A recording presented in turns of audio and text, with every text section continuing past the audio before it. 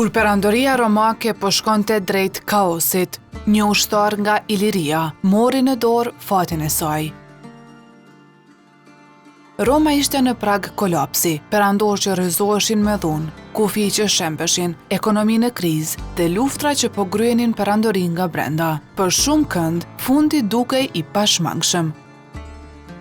Po në mesin e këtij kaosi, ngrihet Diokleciani, një figurë misterioze, e ashpër dhe jashtëzakonisht e aftë, që do të ndërtonte një rend të ri për Romën. Ai ndau pushtetin mes 4 perandorëve, reformoi ushtrinë, shtetin dhe ekonominë, por njëkohësisht mbeti në histori edhe për persekutimet brutale ndaj të krishterëve. Disa konsiderojnë shpëtimtarin e fundit të Romës, të tjerë njeriun që e ktheu perandorinë në një makineri autoritare. Por pyetja më e madhe mbetet, si arriti një ilir të bëhej njeriu më i fuqishëm i botës antike? Diokleciani ka lindur në Salona, në një qytet krejt afër Splitit të sotëm. Ka qenë një ilir, pra historiografia moderne dhe burimet antike tregojnë qartë që ka qenë një perandor me origjinë ilire, pra ka qenë një dalmat, i cili ka fillu karrierën e tij shumë herët. Fillimisht ka shërby si ushtarak afër perandorëve Aureliani dhe Probi, që të dy perandorë po ashtu me origjinë ilire, dhe kësaj është ngrit në karrierë ushtarake, ka filluar me marrë tituj të lartë ushtarak, sepse në perandorinë romake janë 2 rrugë kryesore drejt ngritjes politike, është linja ushtarake, pra linja kryesore. Nuk mund t'jesh politikan në Romë nëse nuk je ushtarak, fillimisht, pra hapi i parë në ngritjen politike është kestura, që është një post ushtarak. Pra Diokleciani ka ndjek një kursus të tillë, pra ka pas një karrierë të mirë ushtarake fillimisht, ka qenë afër perandorëve dhe siç duket perandorët me origjinë ilire, fillimisht Aureliani, i cili ka sundu prej vitit 270 dhe në vitin 275, pastaj Probi, i cili e pason prej 276 dhe në 282, janë promotorët e Dioklecianit, i cili vjen më vonë në pushtet. Pra, ky arrin me i kuptu ato defektet cilat kanë ekzistuar në atë kohë, arrin me përkthy aftësitë e tij ushtarake edhe në aftësi politike për mu ngrit dhe me u shpall perandor. Pra kjo është një lloj forme rruga e tij drejt pushtetit ka kaluar përmes linjës ushtarake deri në momentin kur vitin 284 Diokleciani shpallet perandor.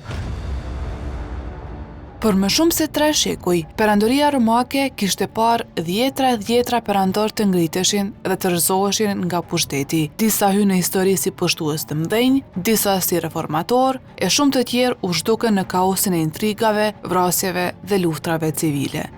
Në vetëm pak dekada, perandorët ndëroheshin me ritëm maramendës. Ushtria shpallte një perandor sot, ndërsa nesër e vriste për të ngritur një tjetër. Perandori Diokleciani ka qenë një nga perandorët më të rëndësishëm të perandorisë romake. Kur thon perandorisë romake, kam fjalën prej vitit 27 deri në vitin 476, këtu janë diku rreth 500 vite kohë gjatësi e perandorisë romake, dhe kjo perandori ka pas me qindra perandor. Mirëpo Diokleciani është një nga ata që lirisht mund të themi është në mes të perandorëve më të njohur dhe më të rëndësishëm që ka pas perandoria romake. Perandoria fillon me Augustin, i cili merr pushtetin vitin 27 deri në vitin 14, pas vdekjes tij vijnë perandorë tjerë si Tiberi, Klodi, Neroni, mandej kemi një krizë që e kemi periudhën e 4 perandorëve deri kur arrin me marr pushtetin perandori Vespasian në vitin 69, i cili qëndron pushtet deri vitin 79 dhe cilin e pasojnë pastaj djemtë e tij Titi dhe Domitiani. Po e bëj një hyrje dhe po flas për disa perandorë paraprak për me spjegu pastaj për kontekstin dhe rëndësinë e Dioklecianit, sepse pas kësaj dinastisë parë që kemi që ne e quajmë dinastia Julio-Klodëve, kemi pastaj dinastinë e Flavëve, që përmenda më herët me Vespasianin dhe djemtë e tij, dhe kemi dinastinë e Antoninëve, e cila fillon me perandorin Nerva, Trajanin, Hadrianin, Antonin Piun, deri kur vimte periudha e perandorit Mark Aurel, djalit i Komodit, Dhe vim të dinastia Severëve, e cila fillon me perandorin Septim Severi dhe djemtë e tij cilët e pasoi në pushtet.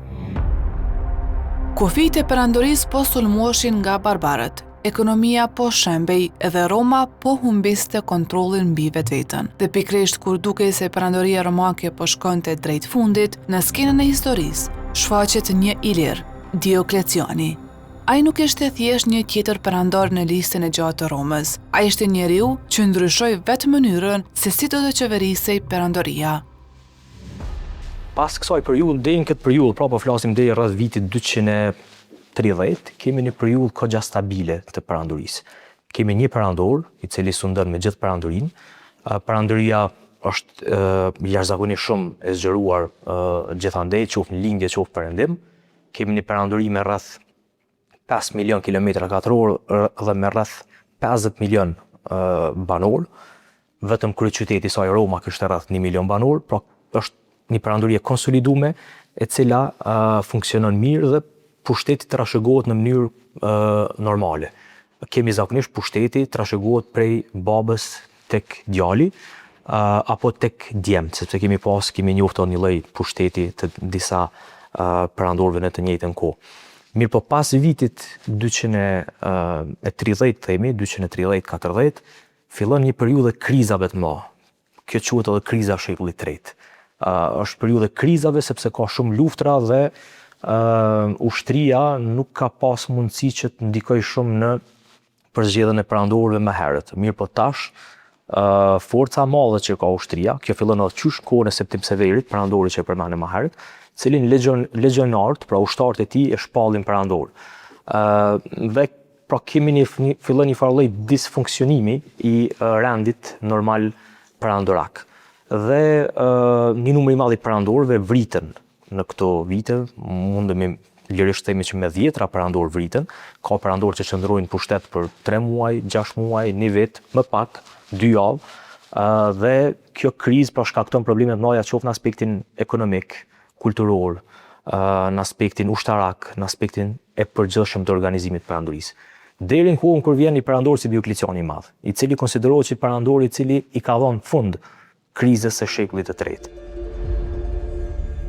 Kriza e shekullit të tretë ishte një nga periudhat më të errta në historinë e perandorisë romake. Mes viteve 235-284 pas Krishtit, perandoria u përfshi nga kaosi politik, luftrat civile, kriza ekonomike dhe sulmet e vazhdueshme nga jashtë. Ekonomia po shkatërroi nga inflacioni, taksat e rënda dhe rënja e tregtisë. Në disa momente, Roma madje u nda në pjesë të ndryshme që kontrolloheshin nga sundimtar rival. Pikërisht në këtë periudhë dramatike u ngriti Diokleciani, i cili mori pushtetin me premtimin për të rikthyer rendin dhe për të shpëtuar perandorinë nga shembja totale.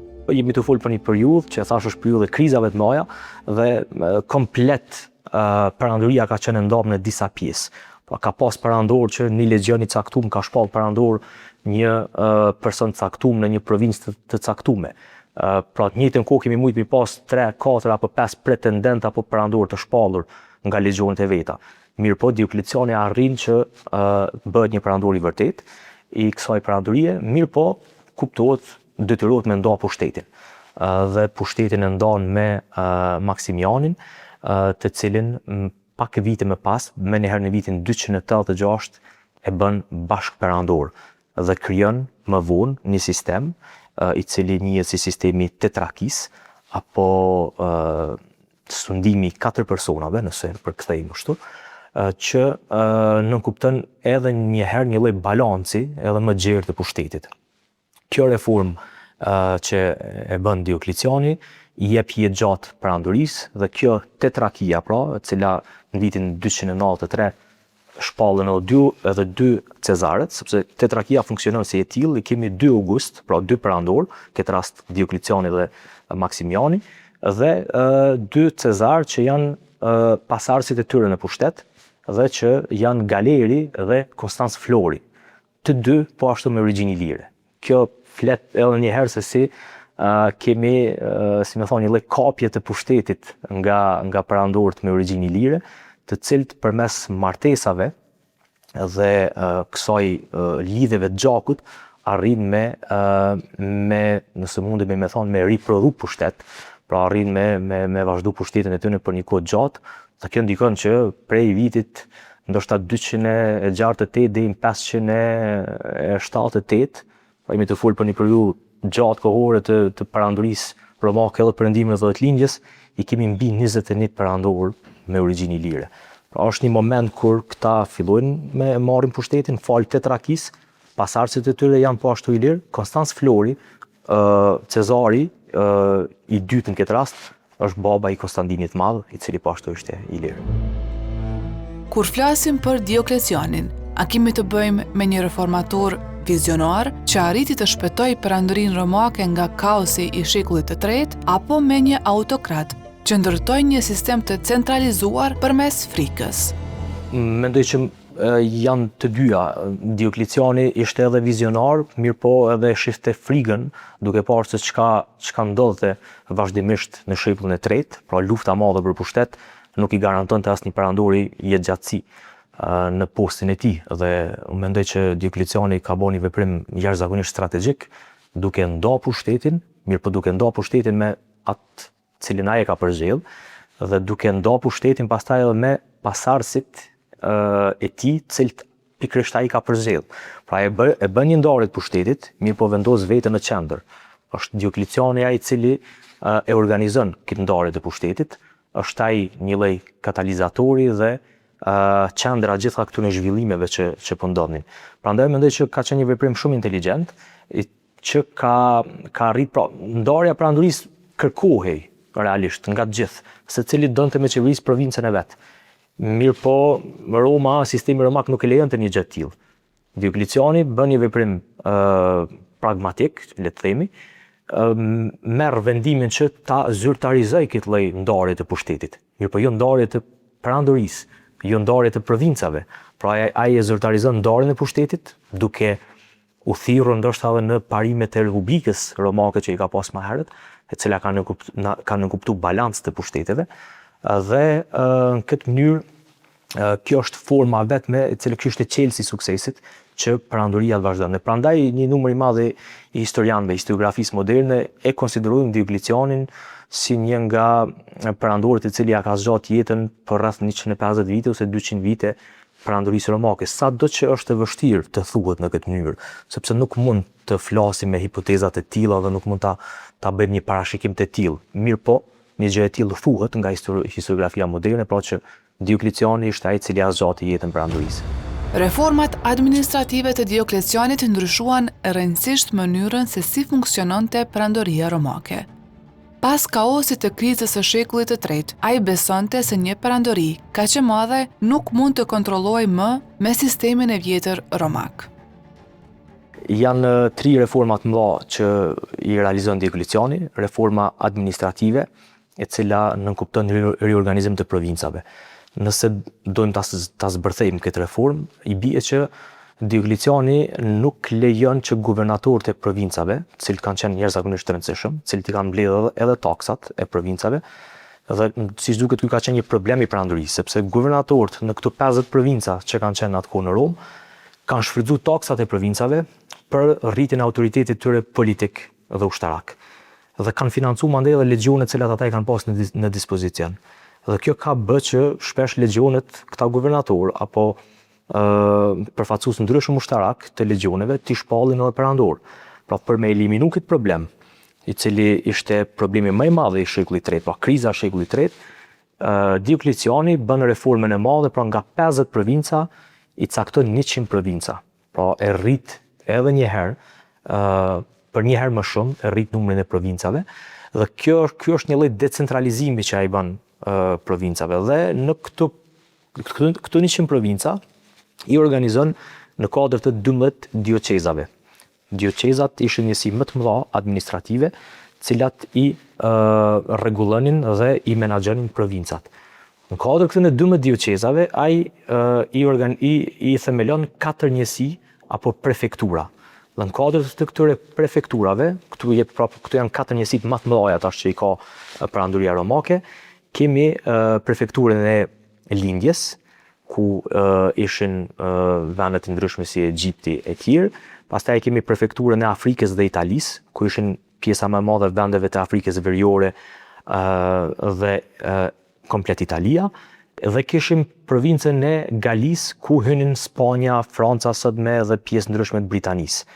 Dhe provinca e fundit, në fakt prefektura fundit ishte prefektura e Ilirikut.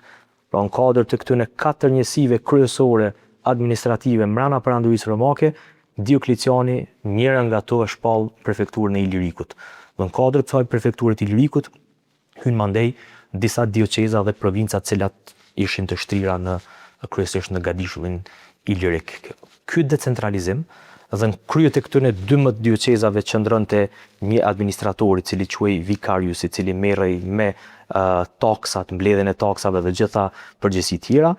Ky decentralizim ndihmoi në eliminimin e krizave. Pra taksa tashmë nuk i shkonin direkt guvernatorit, mirë po shkonin te përgjegjës të tjerë, që merreshin vetëm me taksa dhe një lloj si më thon, personi i cili në fundit i menaxhon të gjitha ishte vetë perandori. Diokleciani ndërmori një nga masat më të pazakonta ekonomike në historinë e perandorisë romake, ediktin mbi çmimet maksimale. Në kuadër të reformave fiskale, ndoshta vlen me përmend sepse lidhet ndoshta me aktualitetin sot, kemi një reformë që Diokleciani e bën dhe që quhet rregullimi i çmimeve apo ngrirja e çmimeve, që ne sot e quajmë çmimet tavan. Dhe Diokleciani duke u përballë me një inflacion të madh që kishte kapluar perandorinë atko, vendos një çmim maksimal për rreth 1000 produkte. Dhe këto 1000 produkte nuk mund të dalin në treg përveç se me çmimin e rregulluar tashmë nga administrata e Dioklecianit. Kjo reformë sipas Dioklecianit do të ulte inflacionin, mirë po realisht ka ndodhur kundërta, sepse efekti kësaj reforme ka qenë që tregtarët kanë filluar mos me i vendosë në treg produktet e tyre, sepse nuk kanë dashur me i vendosë me ato çmime të caktuara nga administrata dhe ka ndodhur që tregu i zi të përhapet shumë më shumë. Dhe kjo ka shkaktuar një katastrofë financiare dhe ekonomike për kohën, dhe ky ligj, i cilin e kishte aplikuar Diokleciani, thjesht nuk funksionon dhe nuk vazhdon të aplikohet nga perandorë tjerë, sepse jemi të fol për një kontekst dhe një kohë tjetër, jemi të fol për mija vite më herët dhe tregu i zi ka qenë shumë më lehtë i qasshëm, tregtarët kanë pas shumë atletë që të operojnë edhe tregun e zi, dhe kjo ka shkaktuar pra një farë lloj mos respektimi këtij ligji dhe nuk ka dhënë asnjë lloj efekti. Dhe për herë të parë, në kuadër të reformave të tij fiskale, pra për herë të parë Diokleciani fillon ta taksoj edhe vetë Italinë, e cila nuk taksohej deri në këtë kohë. Kjo rriti po ashtu numrin e taksave dhe ndikoi që po ashtu bëri një census, pra çdo 15 vite duhet bëhej një census në kuadër të perandorisë, në mënyrë që kuptohej më saktë rreth numrit banorëve të perandorisë, në mënyrë që të mbledheshin taksat më rregull. Dhe gjithë këto reforma fiskale dhe administrative kanë ndikuar në jetëgjatësinë e perandorisë. Në anën tjetër, ka bërë një reformë të madhe ushtarake, duke ndarë ushtrinë, sepse po ashtu ushtria ishte problemi i madh i krizës së shekullit të tretë, duke kuptuar një gjë të tillë, Diokleciani cakton ushtrinë e trupave të kufirit, cilë qëndronin, detyra e tyre ishte që të qëndronin afër limesit, pra afër kufirit të perandorisë, dhe ata nuk guxonin që të lëviznin në prapatokën apo në zonat e mbrëmshme të perandorisë. Dhe themelon një njësi tjetër ushtarake që janë komitatenses, të cilat operojnë, janë njësitë elitare, cilat operojnë brenda territorit të perandorisë dhe intervenojnë aty ku është nevoja për të intervenuar. Kjo reformë automatikisht e lidh ushtrinë, e decentralizon edhe ushtrinë dhe e lidh më shumë me perandorin dhe nuk lejon që legionarët kudo nëpër provinca të bënin lloj puç ushtarak dhe të shpallnin perandor të rinj. Po ashtu, në kuadër të reformave të decentralizimit të ushtrisë, Diokleciani e ul numrin e ushtarëve të legionit. Një legion romak deri në këtë kohë kishte nga 5.000 deri në 6.000 ushtarë. Diokleciani rrit numrin e legioneve, mirë po një legion tashmë i ka vetëm rreth 1.000 ushtarë.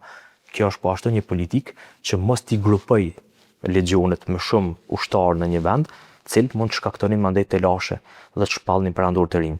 Pra këtu janë një numër i madh i reformave, cilat rezultojnë të suksesshme, po ashtu e bën reforma monetare me monedhat e arit, argjendit dhe fullisin, cilin e vendos në treg, dhe këto janë arsyet pse Diokleciani arrin me rujt pushtetin dhe me qëndru në pushtetin vitin 305. Persekutimi i të krishterëve gjatë sundimit të Dioklecianit konsiderohet si një nga goditjet më të mëdha që Perandoria Romake ndërmori ndaj krishterimit. Në vitin 303 pas Krishtit, Diokleciani nxorri një sër dekretesh që urdhëronin shkatrimin e kishave, djegjen e shkrimeve të shenjta dhe arrestimin e të krishterëve që refuzonin të bënin flijime perëndive romake. Për Dioklecianin, feja tradicionale romake ishte e lidhur drejt për drejt me stabilitetin e shtetit dhe unitetin e perandorisë. Diokleciani ka qenë një nga perandorët që i ka përndjek më shumë të krishterët. Dhe siç duket, arsyeja kryesore për ndjekjes së krishterëve ka të bëjë me reformat e tij. Pra, ky është ai i cili stabilizon perandorinë, i jep jetë perandorisë me reformat e tij administrative, politike, fiskale e tjerë, dhe konsideron që për me i dhonë ende më shumë stabilitet kësaj perandorie, duhet që banorët e perandorisë dhe perandoria të rikthehen tek vlerat e kaluara religjioze. Ato vlerat kaluara religjioze janë vlerat e paganizmit.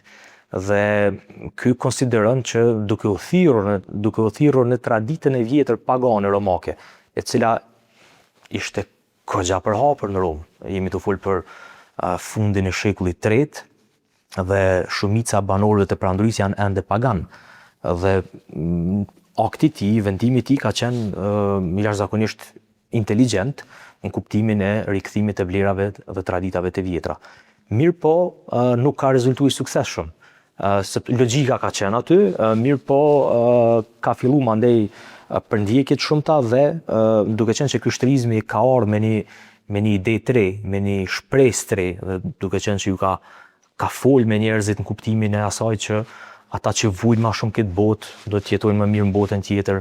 Pra krishterizmi ka ardhur me shumë shpresë dhe siç duket këtu persekutimet e mëdha që i ka bë perandoria Diokleciani së bashku me Galerin, pra me Cezarin e tij, kanë dhënë efekt kundërt. Kjo ka mobilizuar ende më shumë klerin e krishterë të asaj kohë, sepse megjithatë kisha ishte organizuar, sepse edhe pse nuk ishte lejuar, nuk guxonin praktikonin ritet hapur, megjithatë ata vepronin dhe kishin një organizim jashtëzakonisht mirë, dhe kjo përndjekje, martirizimet e ndryshme, vrasjet e shumta dhanë efektin e kundërt që krishterimi të vazhdonte të përhapej.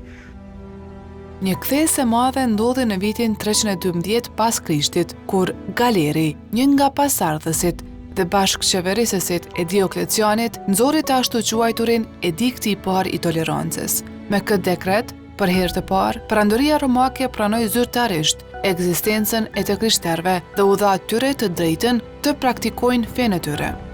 Ky është një moment historik, sepse vinte pas viteve të ashpra të përndjekjeve të nisura nga vetë Diokleciani. Galeri, i cili kishte qenë dikur një nga figurat më të forta kundër të krishterëve, pranoi se persekutimet nuk ishin arritur të zhduknin krishterimin. Diokleciani së bashku me pasardhësin e tij në pushtet, së bashku pra me Cezarin e tij që është Galeri, prej vitit 301 deri në vitin 311 bën një përndjekje të madhe ndaj të krishterëve.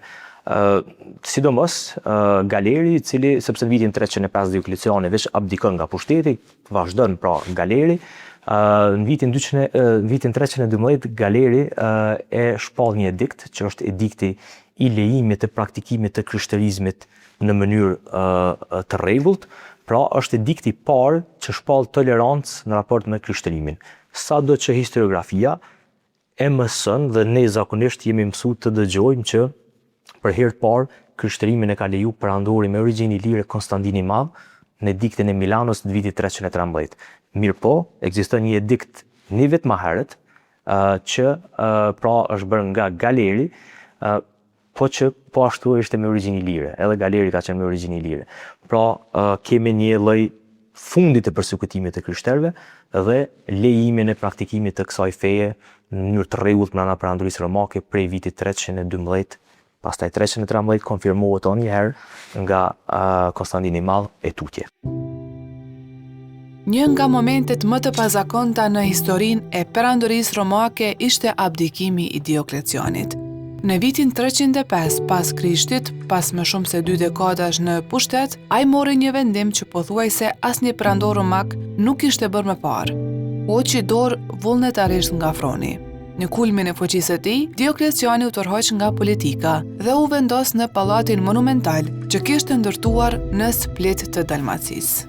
Diokleciani, siç duket, ka pas probleme shëndetësore në ato vitet e fundit të jetës së tij, dhe kjo ka qenë arsyeja kryesore e abdikimit të tij. Mirë po, historianë të tjerë mendojnë që edhe kjo ideja dhe riorganizimi që ja ka bërë perandorisë Diokleciani, pra ndarja e pushtetit dhe caktimi pasarzëve të tij në pushtet, ka qenë një farë lloj filozofie e qeverisjes së Dioklecianit. Pra mund të jetë edhe një veprim politik që është bazuar në filozofinë e tij politike që pushtetin në një moment caktuar t'i bartë dikujt tjetër dhe liderët në një moment të caktuar të dinë të largohen nga pushteti në mënyrë që të lirojnë rrugë për të tjerët. Dhe kjo ka rezultuar pra në vitin 305 kur abdikon nga pushteti dhe i hap rrugë Konstanz Florit, babai i Konstantinit Madh, i cili ishte në York të Anglisë, ku vritet dhe pastaj legionarët e shpallin perandor Konstantinin e Madh. Pra kjo është tranzicioni i perandorit nga fundi i Dioklecianit deri tek fillimi i Konstantinit Madh dhe Diokleciani rikthehet në vendlindje. Pra rikthehet në Split afër Salonës, ku ndërton një pallat të jashtëzakonshëm, që sot e kësaj dite vizitohet jashtëzakonisht shumë, njihet si pallati i Dioklecianit. Është i vizitueshëm edhe hapësira mbrëmshme e pallatit, muret e pallatit janë të ruajtura, edhe disa tempuj dhe objekte sakrale dhe profane brenda atij pallati sot e kësaj dite janë vizitueshme. Pra vendos me ndërtu një pallat madhështor afër brigjeve të detit Adriatik në Split, ku vdes i qetë në pallatin e tij. A mund të konsiderohet më i rëndësishëm Diokleciani si reformatori që stabilizoi dhe riorganizoi perandorinë romake pas krizës së shekullit të tretë, apo Konstantini i Madh, i cili transformoi përgjithmonë strukturën politike dhe fetare të perandorisë? Është vështirë thuhet që a ishte më i rëndësishëm Konstantini i Madh apo Diokleciani, sepse të dy sado që janë në një periudhë të afërt kohore kanë vepruar në kontekst dhe rrethana të ndryshme politike. Mirë po, megjithatë, mund të themi që në aspektin e reformave fiskale dhe administrative, efektet që ka dhënë reforma Dioklecianit kanë qenë jashtëzakonisht të rëndësishme, ndoshta më të rëndësishme se reformat e Konstantinit Madh. Mirë po, në aspektin e stabilitetit social, kulturor dhe religjioz, cilën ja ka ofruar Romës Konstantini i Madh, sidomos me lejimin dhe organizimin e krishtërimit mandej që e bën, padyshim që mund të themi që Konstantini i Madh, nëse veç do të zgjedhim njërin nga ata dy, mund të themi që Konstantini i Madh ka qenë një personalitet më i rëndësishëm, i cili ka lënë gjurma të mëdha, qoftë edhe me themelimin e qendrës në Konstantinopol, pra bardhjen e qendrës nga Roma në Nova Roma, në Romën e Re, pa në Konstantinopol, dhe veprimet e tjera të cilat ai realizon dhe kozgjatja e tij në pushtet, i cili rri pastaj prej 305 deri në 337 e kemi Konstantinin e Madh në pushtet. Kjo i jep hapësirë atij për një stabilitet më të madh dhe Konstantini i Madh po ashtu cilësohet si një nga perandorët që ja ka zgjuar jetën perandorisë romake.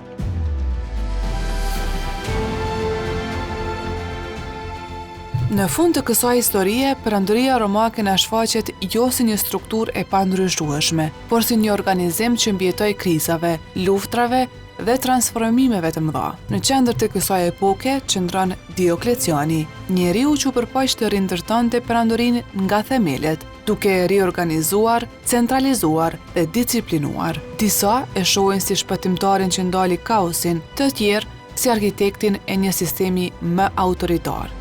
Por historia nuk mbaron me të. Reformat e tij hapen rrugën për një botë të re romake, ku më vonë do të shfaqej edhe Konstantini i Madh, duke ndryshuar edhe më thellë identitetin e perandorisë. Dhe kështu lind pyetja që mbetet e hapur edhe sot. A ishte Diokleciani njeriu që shpëtoi Romën, apo ai që vetëm e shtyu përpara transformimin e saj të pashmangshëm?